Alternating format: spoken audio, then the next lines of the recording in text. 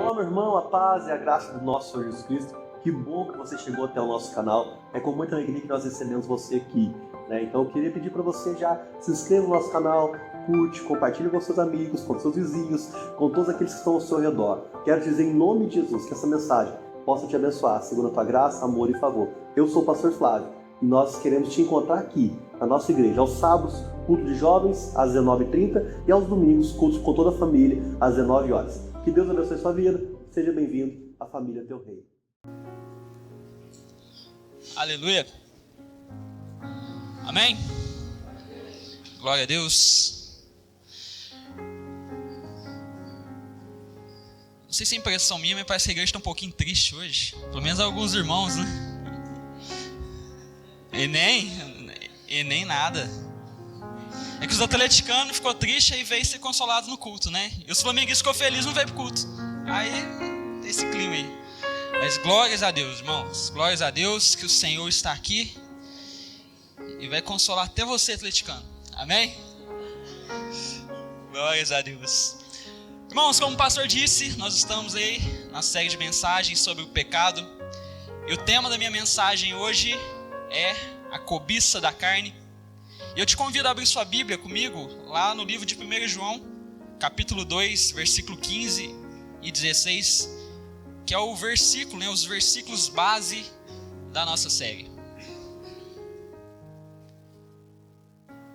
Primeira carta de João, capítulo 2, versículo 15 e 16.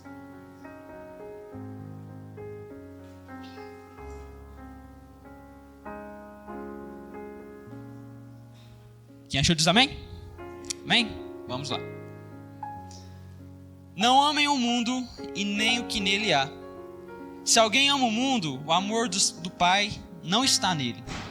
Pois tudo que há no mundo, a cobiça da carne, a cobiça dos olhos e a ostentação dos bens, não provém do Pai, mas do mundo. Feche seus olhos, vamos orar mais uma vez. Nesse momento, irmão, peço que você coloque a mão no seu coração e peça ao Senhor para falar com você. Nós estamos diante da palavra de Deus, e a palavra de Deus que vai ser ministrada aqui. A palavra de Deus que é viva, que é eficaz, que é poderosa, que transforma nossas vidas, que impacta a nossa vida. Então peça ao Senhor para que Ele fale com você. Peça ao Senhor que, apesar de mim, Ele possa falar com você. É Ele que está aqui, é Ele que está conduzindo esse culto. Então ora ao Senhor pedindo para que Ele fale ao seu coração, que Ele venha te impactar, chacoalhar você com a mensagem dEle. Senhor meu Deus, meu Pai, eu te agradeço por esse dia. Eu te agradeço por esse culto e por tudo aquilo que o Senhor tem feito em nossas vidas, Pai. O Senhor tem sido bondoso conosco. O Senhor tem sido misericordioso conosco. Louvado seja o Teu nome, ó Deus. Pai, nós te pedimos, perdoa os nossos pecados, nos lava, nos limpa, nos purifica. Mas que apesar de tudo isso, Senhor Deus, que o Senhor venha nos renovar, Deus, e nos trazer entendimento da Tua palavra nessa noite. Que nós não sejamos apenas ouvintes da palavra aqui, mas que a gente seja praticante, ó Deus. Que a Tua palavra venha nos impactar e transformar as nossas vidas, Pai.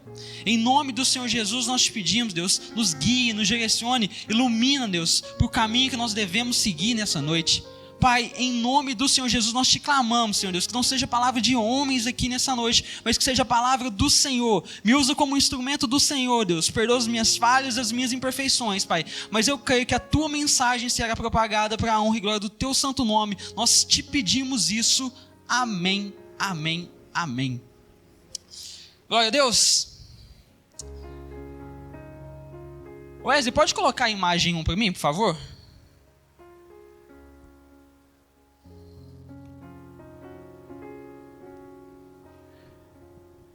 Irmãos, essa é uma imagem aqui que não é tão feia assim, teria algumas imagens mais feias, mas já é uma pessoa acometida pela lepra. Já ouviram falar? Mas se você ler a Bíblia, com certeza você já viu muitos episódios relacionados à lepra. Nos tempos antigos, a lepra, né, é um termo que é utilizado para se referir a diversos tipos de doenças de pele. E nos tempos antigos, era uma das doenças mais terríveis que a pessoa poderia ser acometida. Por quê? Às vezes a doença nem era tão grave, mas as consequências, principalmente a solução que a sociedade dava era algo bem terrível. Mas, e muitas vezes, a lepra, ela chegava em casos extremamente horríveis, horripilantes. Essa imagem aqui está até bonitinha, porque a pessoa se deformava de tantas formas que ela ficava irreconhecível. A lepra era uma doença terrível. E terrível por quê? Ela tinha algumas coisas que vinham junto com ela. Primeiro, a pessoa ficava insensível na área que ela estava acometida pela lepra. Se você tem lepra na mão, você fica insensível naquela área. E aí o que acontece? Você pode queimar, você pode machucar, você pode arrancar a mão fora, que a pessoa não vai sentir nenhuma dor. A lepra também é uma doença extremamente contagiosa. A pessoa que era cometida por lepra, ela nunca mais ia poder abraçar os seus pais, estar perto dos seus amigos e nem nada disso. A lepra, ela também causava exclusão da pessoa na sociedade. Porque ela é muito contagiosa, então a pessoa cometida pela lepra, ela não podia ter muito contato com as outras pessoas, porque senão ia transmitir. Então elas eram excluídas da sociedade, excluídas da cidade, muitos tinham que viver até mesmo em cavernas. Veja só, olha que coisa terrível. A pessoa que tinha lepra, como a gente pode ver que ela não ficava muito agradável aos olhos. Imagina, você está lá, passeando com a sua família e vê uma pessoa cometida com lepra vindo na sua direção. Então, ela deformava a pessoa de uma forma terrível e causava essa exclusão. Uma outra coisa que a lepra também causava era fedor. Irmãos, Paul Washer chega a dizer que uma pessoa acometida pela lepra no estágio mais avançado, se ela entrasse num estádio de futebol lotado, em poucos segundos ou minutos, todo o estádio ia sentir o cheiro da lepra e não ia conseguir suportar ficar lá. Era algo terrível. Desculpa os atleticanos mais uma vez dar exemplo de futebol aqui, né? Mas foi só dessa vez. Sei que é a última coisa que vocês querem pensar no momento. Mas é só para você entender como que era sério o negócio. E por último, a lepra causava a morte. A pessoa que era cometida por lepra estava com seus dias contados. Muitas pessoas consideram realmente a lepra uma das doenças mais terríveis dos tempos antigos. E não somente por causa disso. Alguns chegam a dizer que a lepra é como se fosse o pecado. A lepra representa o pecado. Alguns dizem que, na verdade, o pecado é a lepra da alma. O que a lepra faz com o corpo da pessoa, o pecado faz com a alma e com todo o ser da pessoa. E existem algumas semelhanças para isso. Como eu disse, insensibilidade. A pessoa que está ali acometida pelo pecado, ela fica insensível. Insensível aos irmãos, insensível à dor dos outros, insensível à vontade de Deus. A pessoa que é cometida pelo pecado, ela também é excluída da sociedade, de certa forma. Por quê? A sociedade era para viver de uma forma plena, perfeita, comunhão plena uns com os outros, que é assim que Deus nos criou lá no Jardim do Éden com Adão e Eva. O que acontece? Guerras, contendas, discussões, brigas, fofocas, maledicência e tudo mais que há de ruim entre o relacionamento humano. A lepra, ela também era contagiosa, assim como o pecado. O pecado começou em Adão e Eva. E desde Adão e Eva, todos foram contaminados pelo pecado. O pastor disse muito bem isso aqui na semana passada. A lepra fede e o pecado também fede. Talvez não nas nossas narinas, mas nas narinas de Deus não existe nada que feda. Jesus, que palavra feia. Feda mais do que o pecado. Para Deus é a coisa mais fedida que tem. E o pecado, assim como a lepra, leva à morte. O salário do pecado é a morte. Irmãos, a lepra é terrível, mas o pecado é muito mais. E assim como a lepra está no ser, dentro do ser da pessoa, o pecado também está dentro de cada ser humano. O pastor trouxe muito bem aqui na semana passada. Se você não esteve aqui, te convido a assistir o vídeo da ministração que já saiu, né, no YouTube. E ele falou muito bem essa relação de que desde lá do Éden, o ser humano ele está contaminado no pecado. E ele é contaminado de dentro para fora. Não é a sociedade que corrompe o ser humano, não é as experiências que corrompem o ser humano, é o próprio pecado que já está dentro do ser humano. E está lá desde o início. Lembra do exemplo da criança que ele deu aqui? Não precisa ensinar a criança a fazer aquilo que é errado, porque ela já sabe, tem que ensinar a fazer o que é certo. Meus irmãos, essa natureza pecaminosa nossa, é o que nós vamos chamar aqui hoje de cobiça da carne. A cobiça da carne, essa natureza nossa que é pecaminosa, que é corrompida, que nos inclina para longe de Deus, que nos inclina a pecar contra Deus, que nos inclina a fazer tudo aquilo que é errado diante do Senhor. Essa é a nossa natureza pecaminosa. Isso nós vamos chamar de cobiça da carne. Por favor, não entenda que nós estamos falando aqui que a carne, no sentido de matéria, é a carne mesmo, isso aqui. Nós não estamos falando que a carne em si é ruim e a alma em si é essencialmente boa, assim como os gnósticos fazem. Não, o que nós queremos dizer é que todo ser humano, tudo que nós somos foi contaminado pelo pecado. A carne não é essencialmente ruim, porque nós temos um Cristo que veio em carne. E ele não se contaminou com o pecado. Não somente veio em carne, mas ele ressuscitou também em carne. Um corpo glorificado que um dia eu e você também vamos ter, amém? Nós vamos ter esse corpo glorificado em nome de Jesus. Então não é que a carne é essencialmente má, mas é que o pecado nos contaminou, tanto o nosso corpo, nossa alma, todo o nosso ser incompleto. É isso então que nós estamos chamando de cobiça da carne. Então eu te convido a abrir sua Bíblia em Gálatas, capítulo 5. Volta um pouquinho aí.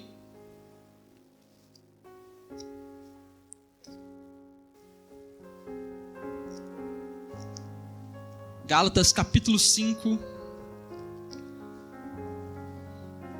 versículo 16.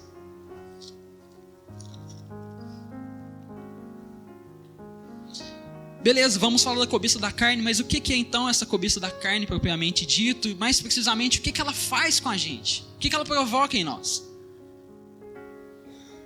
Gálatas capítulo 5, versículo 16, diz assim: Por isso, digo, vivam pelo Espírito, e de modo nenhum vão satisfazer os desejos da carne. Pois a carne deseja o que é contrário ao Espírito, e o Espírito o que é contrário à carne. Eles estão em conflito um com o outro, de modo que vocês não fazem o que desejam. Mas se vocês são guiados pelo Espírito, não estão debaixo da lei. Ora, as obras da carne são manifestas: imoralidade sexual, impureza e libertinagem, idolatria e feitiçaria, ódio, discórdia, ciúme, ira, egoísmo, dissensões, facções e inveja, embriaguez, orgias ou glutonarias e coisas semelhantes. Eu advirto, como antes já te adverti, aqueles que praticam essas coisas não herdarão o reino do céu, ou o reino de Deus. As obras da carne são manifestas através das nossas ações, pensamentos e atitudes. Para você entender o contexto aqui, irmão, isso é muito importante. Por que Paulo escreve a carta de Gálatas? Os Gálatas, o pessoal da igreja da Galácia, eles estavam totalmente perdidos ali naquele momento. Por quê? Eles tinham se convertido ao Senhor Jesus verdadeiramente. Eles tinham recebido o Espírito Santo de Deus. Só que devido a algumas más influências que eles estavam tendo ali, o que aconteceu? Eles começaram a fraquejar na fé.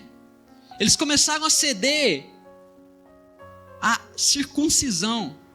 Porque os judaizantes estavam dizendo: olha, beleza, vocês aceitaram Jesus como seu Senhor e Salvador, mas isso não é suficiente, vocês precisam se santificar, e vocês só vão poder se santificar se vocês cumprirem a circuncisão e outras leis judaicas. Ou seja, Jesus não é suficiente, o sacrifício de Jesus não é suficiente, vocês precisam também de obras para completarem a salvação de vocês. Vocês precisam de obras para completarem a santificação de vocês. E eles começaram a ceder isso. Paulo então ficou indignado, então escreve essa carta aos Gálatas. E nesse capítulo 5 especificamente, ele está dizendo: olha, irmãos, percebam o que vocês estão fazendo. A carne, ela guerreia contra o Espírito. E o Espírito guerreia contra a carne. Os dois não se dão certo. Os dois estão ali, na luta constante. E vocês, lá no capítulo 3 ele vai dizer, vocês começaram pelo Espírito e agora vocês querem se aperfeiçoar, se santificar pela carne. Deixa eu mostrar para vocês, Paulo dizendo, o que a carne resulta. O que são essas obras da carne? Beleza, vocês querem se santificar pela carne? Então deixa eu mostrar para vocês o resultado disso. Então Paulo começa a citar as obras da carne. A partir do versículo 19, que a gente acabou de ler aí. Eu não vou ler, nós não vamos aqui falar cada obra da carne especificamente e destrinchar cada uma delas, porque logicamente a gente não tem tempo para isso. Mas eu quero que você acompanhe comigo e também faça um checklist mental aí na sua cabeça, né? Essas obras da carne de uma forma separada, porque aqui elas estão divididas em 4 setores: pecados sexuais, pecados de idolatria, pecados sociais e pecados de descontrole. Então a gente vai passar por esses 4 setores rapidamente aqui. E mais uma vez eu digo, faça um checklist na sua mente aí. Será que eu estou tendo problema nessa área ou não? Vamos começar. Essa aqui ninguém teve, né? Nessa área aqui. O primeiro ponto, pecados sexuais, imoralidade sexual, impureza e libertinagem. Lembrando que as palavras podem variar dependendo da sua versão, amém? Paulo cita aqui 3 palavras que englobam todo tipo de pecado sexual. Você pode colocar aqui os pecados mais antigos até os mais modernos. Adultério, fornicação, que é o sexo antes do casamento, pornografia, e qualquer outro tipo de pecado sexual, até mesmo dos mais abomináveis, que não vale nem a pena a gente citar aqui. Então, através dessas 3 palavras aqui, Paulo está englobando todos os pecados sexuais cometidos. E sabe o que é interessante, irmão? Toda vez que a Bíblia começa a citar sobre pecados e começa a citar uma lista de pecados, geralmente ela começa por pecados sexuais. De alguma forma Deus sabe que isso é um pecado que constantemente está ali incomodando o povo, tanto o povo de Deus como principalmente aqueles que estão no mundo. O pecado sexual é algo terrível porque ele é cometido contra o corpo. 1 Coríntios capítulo 6, versículo 18, vai dizer o seguinte: fujam da imoralidade sexual. Todos os outros pecados que alguém comete, fora do corpo os comete. Mas quem peca sexualmente, peca contra o seu próprio corpo. Acaso não sabem que o corpo de vocês é santuário do Espírito Santo, que habita em vocês, que lhe foi dado por Deus, e que vocês não são de si mesmos? Vocês foram comprados por alto preço. Portanto, glorifiquem a Deus com o corpo de vocês. Irmão, Deus trata de uma forma muito séria pecados sexuais. E Ele bate forte. Você vai encontrar em diversos versículos, tanto no Antigo quanto no Novo Testamento, Deus batendo forte contra esse tipo de pecado. Nós somos templo do Espírito Santo, mas muitas vezes usamos o templo do Espírito Santo para pecar contra Deus. Entenda uma coisa, meu irmão, para o mundo, isso é normal. Para o mundo, sexo antes do casamento, fora do casamento, tudo isso é normal para eles. Porque eles vivem para isso. Acontece que o pecado, ele pega desejos lícitos na nossa vida, desejos lícitos, e transforma em um ídolo. E corrompe totalmente aquele desejo. Igual, irmãos, o sexo é um desejo lícito do ser humano, sim ou não? Sim ou não? Sim. Sim. Mas o que o pecado faz? Corrompe esse desejo, distorce esse desejo. E faz com que esse desejo seja o sentido último da vida. De tal forma que a pessoa não consegue mais saciar esse desejo no local certo, que é o casamento. Mas ela precisa de outras formas, de outros jeitos. Ela não consegue esperar. Por quê? Porque ela fez da vida dela aquilo. Irmãos, para o mundo isso é normal, mas para nós isso não é normal. Para nós não é normal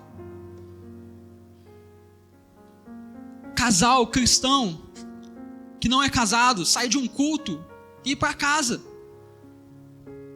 do outro e fazer sexo com a namorada. Para nós isso não é normal. Não é normal um homem ficar olhando mulher nas redes sociais, seminuas. Isso não é normal. Para o mundo isso pode ser, mas para nós cristãos isso não é normal. Não é normal. Adultério. Não é normal. E adultério não é somente ir lá consumar o ato não, mas o que Jesus falou? Se olhar com indecência, se olhar com segundas intenções para uma mulher, já cometeu adultério. É pesado, irmão. Mas Deus não brinca com isso. Para o mundo é normal, mas para Deus isso nunca foi normal e nunca será. Nunca será. Nós não podemos admitir isso no nosso meio. Nós não podemos admitir isso na nossa vida. Até quando, irmão? Mas vamos para o segundo ponto. Pecados de idolatria contra Deus. Idolatria e feitiçaria, englobando tudo aqui. O que é idolatria? Muitas vezes nós cristãos falamos assim, evangélicos, né? Ah não, esse pecado eu não cometo, porque eu não adoro nenhuma imagem, eu não adoro nenhum cantor famoso por aí, então esse pecado eu não cometo, eu estou de boa. Mas será que idolatria é somente você se dobrar a algum famoso, alguma imagem esculpida? A resposta é que não. Irmãos, a Bíblia toda, praticamente de capa a capa, fala de idolatria, fala de um povo idólatra, fala de um povo que troca Deus, que substitui a Deus por outras coisas, fala de um povo que coloca outras coisas na mesma posição que Deus, ou talvez até mais do que Deus. Isso é idolatria. Idolatria é você amar algo acima de Deus, ou você depositar toda a sua esperança em algo que só Deus poderia fazer, e você deposita toda a sua confiança, toda a sua esperança naquilo. Resultado, você vai se decepcionar, você vai se frustrar. Idolatria, irmão, pode ser qualquer coisa. Ganância é idolatria. Colossenses capítulo 3, versículo 5, você pode ver lá depois.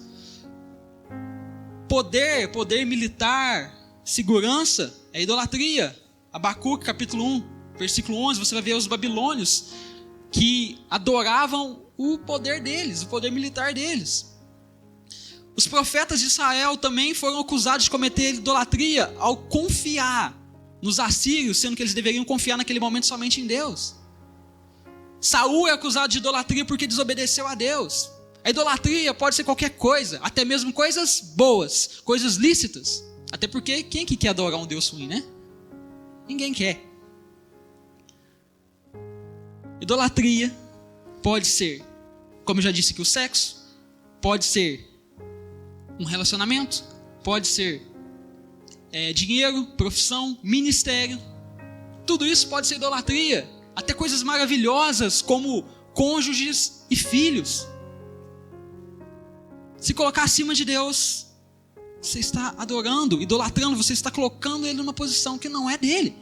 Timothy Keller vai dizer o seguinte: na Bíblia, idolatria é voltar-se para a própria sabedoria e competência ou para alguma outra coisa criada a fim de alcançar o poder, a aprovação, o consolo e a segurança que só Deus pode dar. Isso é idolatria.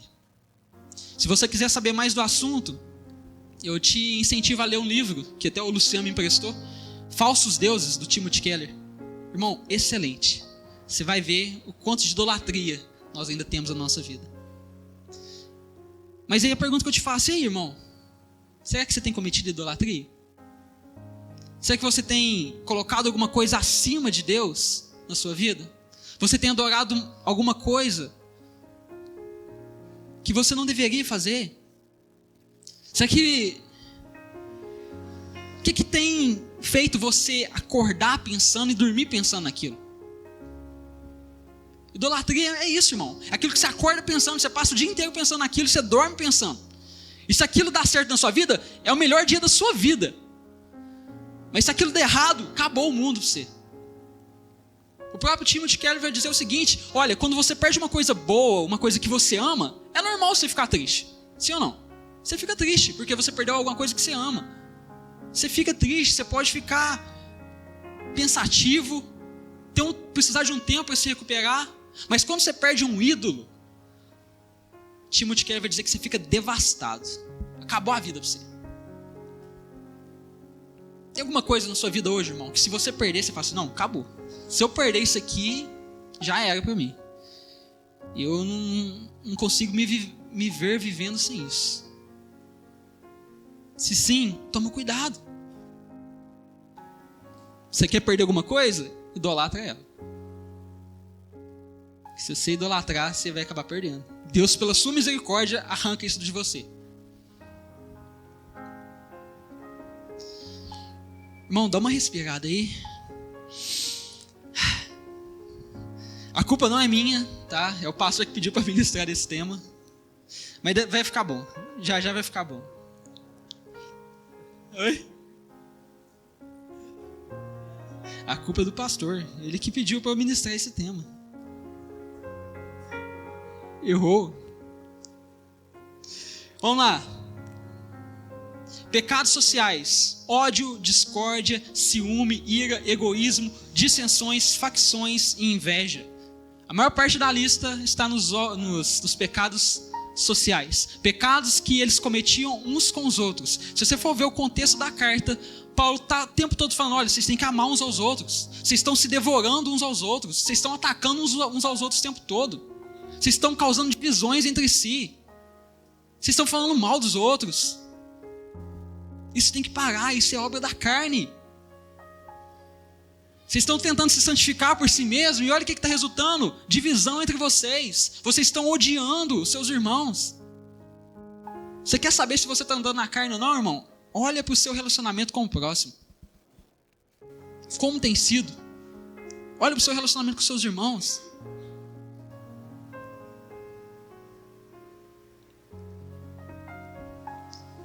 Fofoca, maledicência, mentiras,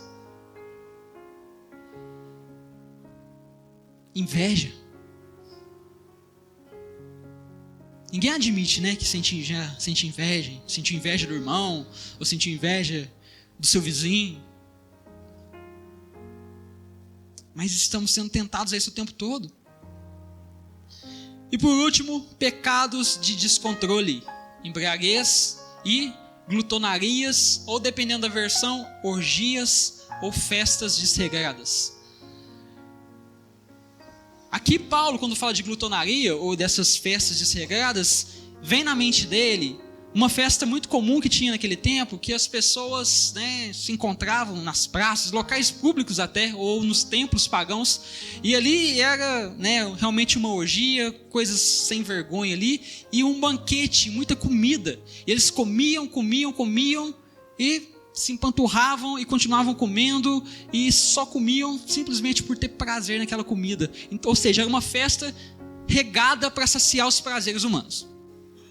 Tem até uma historinha que o pessoal conta, na verdade uma brincadeira, né?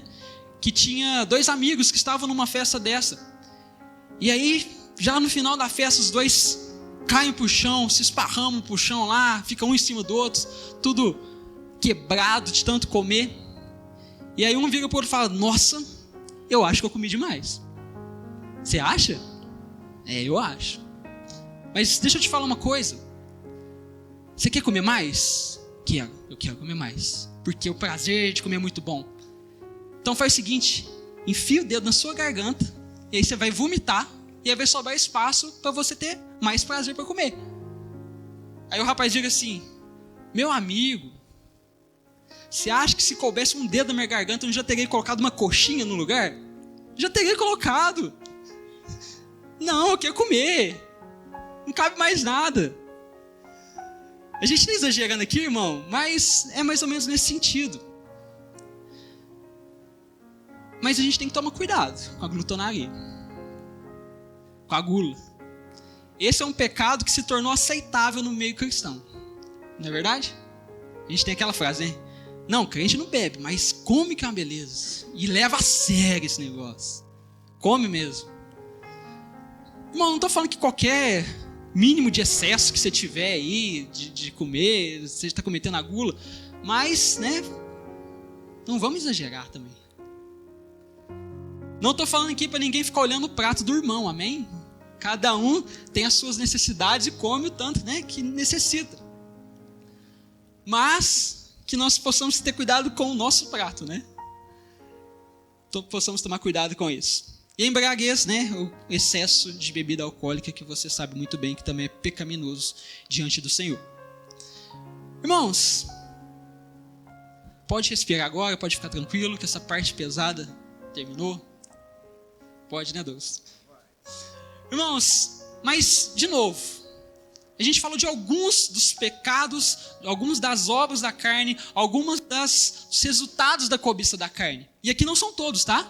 Paulo depois vai dizer, olha, outras coisas semelhantes. Então faltou muita coisa aqui ainda. Mas, diante disso, dá pra gente se considerar culpado ou inocente? Diante do seu coração, culpado ou inocente?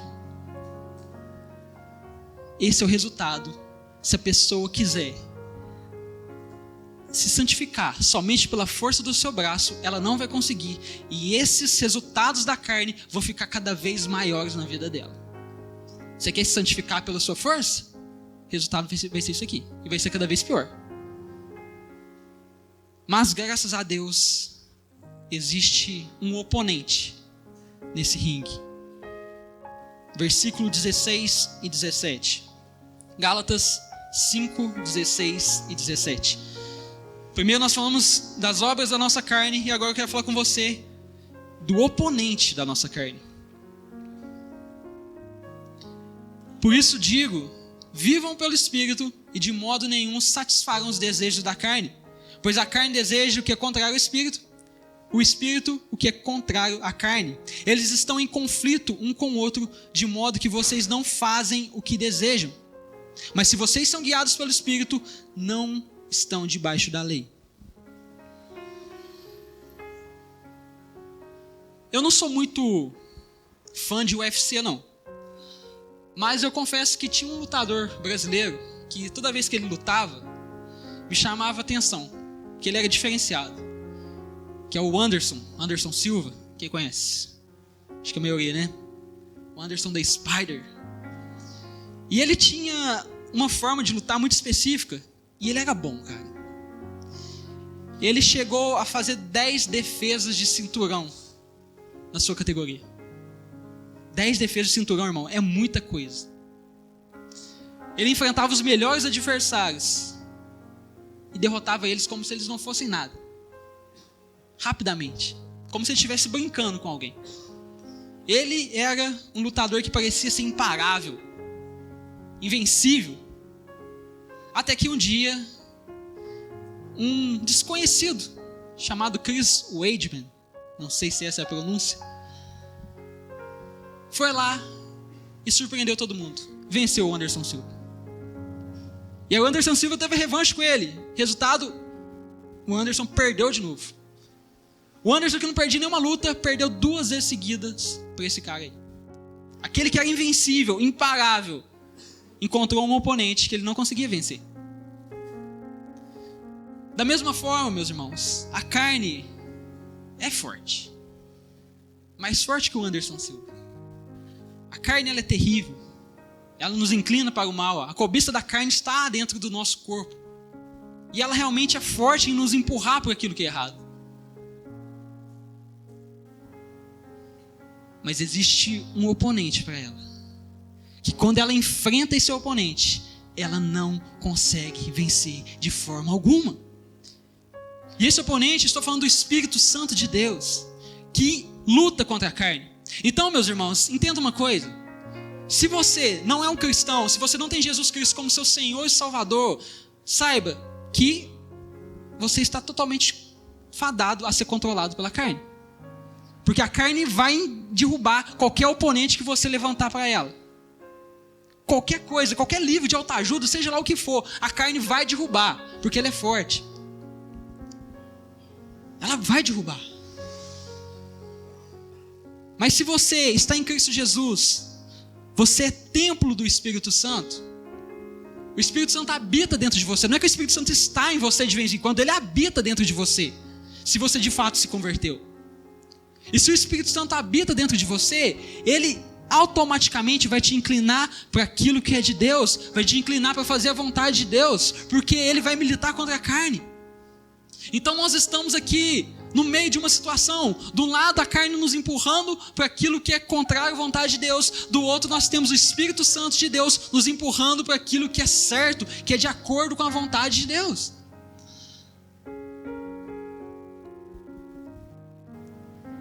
E nós estamos sendo assim, puxados de um lado para o outro, irmão. Mas saiba de uma coisa, a carne não tem poder acima do Espírito. Ela não tem poder, porque como nós vimos aqui, aqueles que andam no Espírito, de modo nenhum, satisfarão os desejos da sua carne. Não é que talvez não vai satisfazer, não. Não, aqueles que andam no Espírito, eles não vão satisfazer os desejos da sua carne. Mas como assim, Breno? Eu tenho o Espírito Santo, mas eu ainda estou inclinado ao pecado? Sim, irmão, é verdade. Mas entenda uma coisa. O fruto do Espírito, ele não somente te ajuda nessa luta contra a sua carne, mas ele mesmo produz o próprio fruto dele em você. Olha só no versículo 22. Gálatas capítulo 5, versículo 22. Mas o fruto do Espírito é amor, alegria, paz, paciência, amabilidade, bondade, fidelidade, mansidão e domínio próprio. Contra essas coisas não há lei. O Espírito Santo não somente nos ajuda a lutar contra os desejos carnais que estão na nossa natureza humana, mas também produz o seu fruto em nós. Amor, bondade, paciência. Você é paciente, irmão? Você é longânimo? Longânimo é aquela pessoa que tem um fôlego longo. Sabe aquela pessoa que conta até 10? E aí não resolveu a conta até mais 10? Esse dia eu vi um cara que brigou com a esposa e saiu de casa para espalhar a cabeça, para ele não descontar na esposa. E ele disse que ia andar até ele acalmar. Disse que chegou em outra cidade, de tanto que andou. Esse é longânimo. Esse aí é fera. Você quer que ser assim? Ou você estoura rapidinho? Se pisar no seu calo, opa, você já fica doido. Será que você tem domínio próprio, irmão? Irmão, se você tiver domínio próprio, metade daquelas obras da carne que a gente citou lá atrás, você consegue vencer.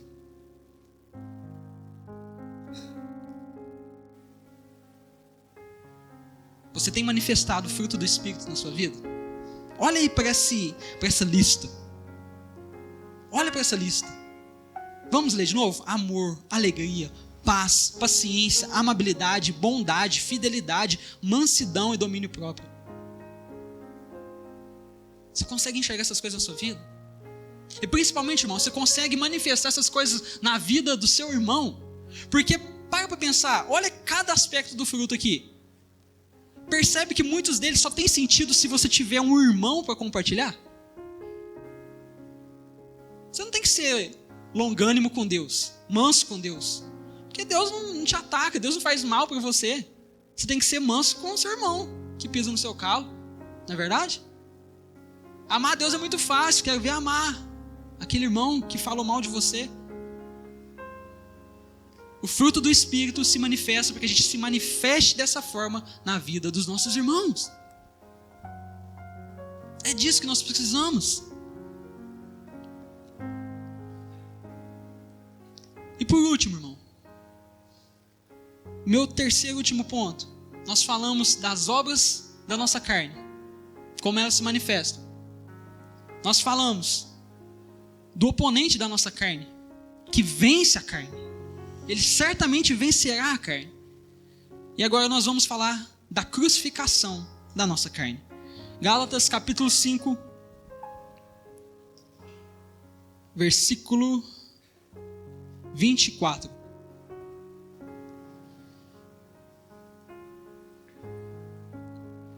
Os que pertencem a Cristo Jesus crucificaram a carne com as suas paixões e os seus desejos. Se vivemos pelo Espírito, andemos também pelo Espírito. Não sejamos presunçosos, provocando uns aos outros e tendo inveja uns dos outros. Wesley, coloca aquela outra imagem para mim, por favor.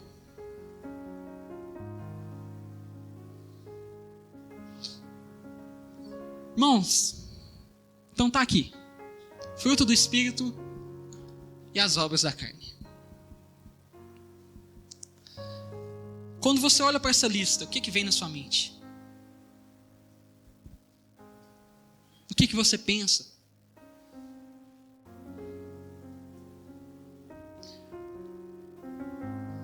Eu acredito que deve ter 2 sentimentos na nossa vida, do verdadeiro cristão. O primeiro é que a gente está muito aquém do que a gente poderia estar. A gente está muito parecido com aquilo que a gente gostaria de estar. E a gente está muito pouco parecido com aquilo do que a gente deveria estar. Verdade ou não? Isso é bom. Você reconhecer isso é um ótimo passo que você dá na caminhada com Jesus. Mas um outro sentimento que nós devemos ter é que não tem como a gente se dizer cristão, se dizer templo do Espírito Santo, e você olhar para essa lista aqui, e você só vê isso aqui praticamente, e você vive nessas práticas, isso aqui quase que não se manifesta na sua vida. Irmão, o crente ainda vai ceder à cobiça da carne muitas vezes? Sim ou não? Vai. Enquanto nós estivermos nesse mundo, com esse corpo contaminado pelo pecado, nós ainda vamos ter que lutar contra a carne constantemente, e muitas vezes nós vamos perder. Mas o que aquele versículo que falava da obra da carne diz? Olha, aqueles que praticam tais coisas. Não é você vacilar de vez em quando, não é você pecar de vez em quando, lutar e, nossa, acabei pecando. Não, aquela pessoa que continua no pecado, continua ali nas obras da carne e não está nem aí, continua e não quer nem saber. Isso deve ser preocupante. Não luta para melhorar. Irmão, numa guerra, existem 2 tipos de soldados no campo de batalha. Aqueles que estão lutando e aqueles que já morreram. Você tem lutado pela sua santificação, e quando eu digo lutado pela santificação, não é no sentido de que os Gálatas estavam fazendo, que a gente viu aqui, não é pela força do nosso braço, porque se a gente lutar pela santificação, pela força do nosso braço, as obras da carne vão se manifestar ainda mais. Mas é viver no Espírito, é lutar sendo cheio do Espírito Santo, é lutar pela sua comunhão com Deus, pela sua intimidade com Deus, pelo seu conhecimento de Deus, buscar conhecer a Deus cada vez mais, buscar ler a Bíblia, buscar orar. Você tem dedicado sua vida para estar mais perto de Deus? Estando perto de Deus, estando cheio do Espírito Santo, meu irmão, de modo algum você vai satisfazer os desejos da sua carne. Mais uma vez eu estou dizendo, não estou me referindo que você nunca mais vai ter que lutar contra a sua carne, ou que você nunca mais vai pecar. Você vai, e muito, muito mais do que a gente gostaria. Mas o que eu estou dizendo é que você não vai viver daquele lado. Aqueles que vivem na prática do pecado, sem arrependimento, sem mudança, sem tristeza. Se você é um cristão, você tem que... Pode voltar a imagem de novo lá para mim, Wesley, por favor? Se você é um cristão, você precisa olhar para a sua vida e ver, será que eu estou transicionando de cá para cá constantemente na nossa vida? Na minha vida? Será que eu vejo uma mudança? Se olhar para 5 anos atrás, quando você se converteu, talvez há 10 anos atrás, você percebe que existe uma grande diferença. Porque antes você estava mais para cá, mas agora você está avançando mais para cá. Você consegue perceber essa diferença ou não? Está a mesma coisa? Porque se está a mesma coisa, irmão, alguma coisa está errada. Se está a mesma coisa, se não existe mudança, é porque talvez o Espírito Santo não esteja ali. Porque o Espírito Santo ele não perde para a carne dessa forma. Aqueles que vivem no Espírito devem continuar andando no Espírito.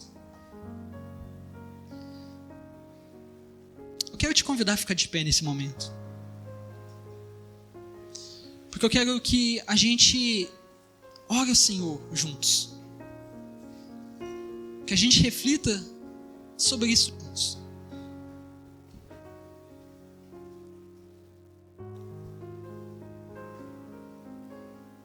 Reflita duas coisas, irmão. Primeiro, você tem lutado para ser santo como o seu Deus é santo? Nós temos um Deus que é santo, santo, santo. E não há outro como Ele. Ele é diferente de tudo. Mas Ele também nos chama para sermos santos, em certo sentido. Ele também nos chama para vivermos segundo a sua vontade, para sermos sal e luz dessa terra. Você tem um chamado, irmão, e o seu chamado é ser santo. Às vezes a gente fica procurando, né? Eu quero saber de Deus do meu chamado, se eu tenho que ir para a África, se eu tenho que fazer engenharia na UFLA, se eu tenho que fazer aquilo. Irmão, Deus pode revelar chamados específicos, sim, mas muitas das coisas que Deus já te chamou para fazer, já está revelado na Bíblia. Pregar o Evangelho, discipular, edificar os seus irmãos e principalmente ser santo. Você é chamado para ser santo. Você tem buscado esse chamado, você tem lutado por isso. Então essa é a pergunta. Você tem lutado para ser santo? E a segunda pergunta é: como você tem lutado para ser santo? É como os Gálatas, com a força do próprio braço, achando que fazendo alguns rituais físicos, lutando somente para si, iam conseguir se santificar. Ou não? Você chega diante do Senhor e fala: Senhor, sem Ti eu não consigo nada. Sem Ti eu vou ser um ser humano cada vez pior. Mas com o Espírito Santo do Senhor que habita dentro de mim, eu sei que eu posso. Eu sei que eu consigo. Eu sei que eu posso ser santo. Não que eu nunca mais vou pecar, mas que eu vou viver uma vida digna do Senhor. É isso que nós devemos buscar, irmão. Viver uma vida que dignifique aquele que morreu por nós. Nós não podemos brincar com o pecado, porque o pecado matou o nosso Senhor e Salvador Jesus, o nosso amigo, o nosso amado. O pecado matou Ele. Como que nós vamos continuar brincando com o pecado? O pecado é sério. O pecado é tão sério, irmão. O meu pecado e o seu pecado é tão sério, é tão grave, que o Filho de Deus teve que vir ao mundo para morrer por causa dele. Não podemos tratar como se não fosse nada.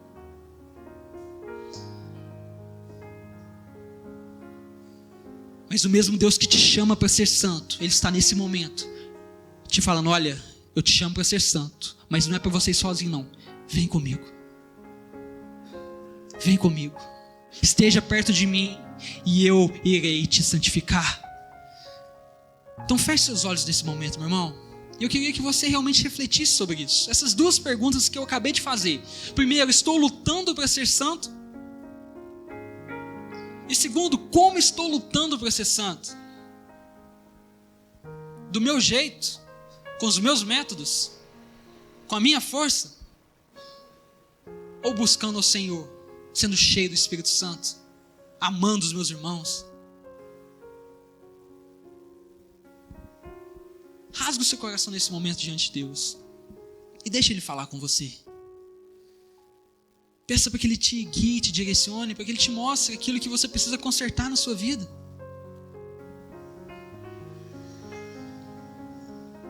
Ele está aqui. Se você tem Jesus Cristo como seu Senhor e Salvador, meu irmão, Ele está aí dentro de você. Ele habita dentro de você. Então não entristeça o Espírito Santo, porque Ele habita dentro de você. Se aproxime dEle. Peça: Espírito Santo, venha sobre mim, venha me encher, porque o Senhor já está aqui. Venha me ajudar contra esse pecado que eu já lutei tantas vezes e sempre perco, mas eu sei que em Ti, Espírito Santo, se eu estiver cheio da presença de Deus, eu posso dizer não para esse pecado. Irmão, você já não é mais escravo do pecado, porque se o Filho vos libertar, verdadeiramente sereis livres. Então se fortaleça na força do Senhor. peça o Espírito Santo para te ajudar. Peça o Espírito Santo para te mostrar aquilo que você tem feito e que é pecado contra Deus, só que você não tem levado a sério, você acha que é algo comum. Peça para que o Espírito Santo te mostre o quão terrível é o seu pecado. Assim como é terrível o meu pecado também. Fale com o Senhor, meu irmão. Fale com o Senhor. Peça ajuda. Santidade é algo sério. O Senhor requer isso de nós. Ele nos chama para isso. Santo Deus. Pai, eu quero te agradecer, Deus, porque o Senhor entregou o seu Filho Jesus Cristo para morrer pelos nossos pecados. Nós não merecíamos. Nós merecíamos o inferno, ó Deus. Todos nós. Mas o Senhor foi tão misericordioso e bondoso conosco, que nos deu não somente uma segunda ou terceira chance, mas o Senhor nos deu Jesus Cristo.